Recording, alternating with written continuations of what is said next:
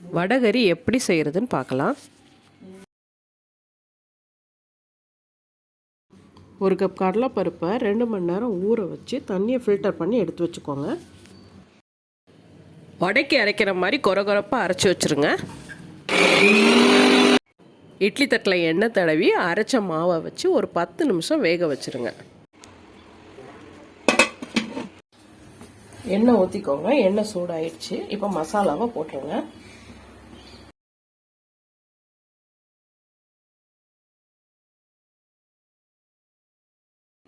வெங்காயத்தை சேர்த்து நல்லா வதக்கிடுங்க.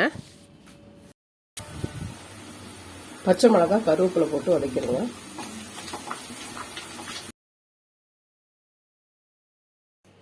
ஒரு ஸ்பூன் இஞ்சி பூண்டு பேஸ்ட்டு போட்டு பச்சை வாசனை போகுது வரைக்கும் நல்லா வதக்கிடுங்க.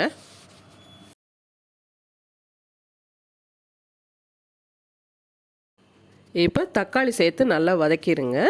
உப்பு சேர்த்துக்கோங்க, சீக்கிரம் வதங்கிடும்.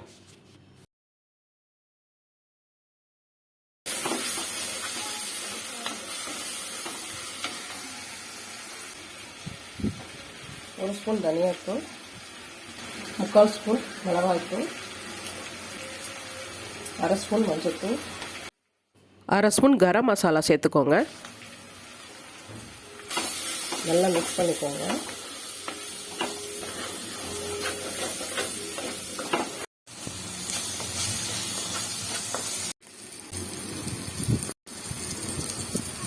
தண்ணி சேர்த்து கொதிக்க விட்டுருங்க. நல்லா கொதிக்குதுங்க. இப்போ இந்த ஸ்டேஜில் நம்ம இந்த பருப்பை சேர்த்துருவோம்.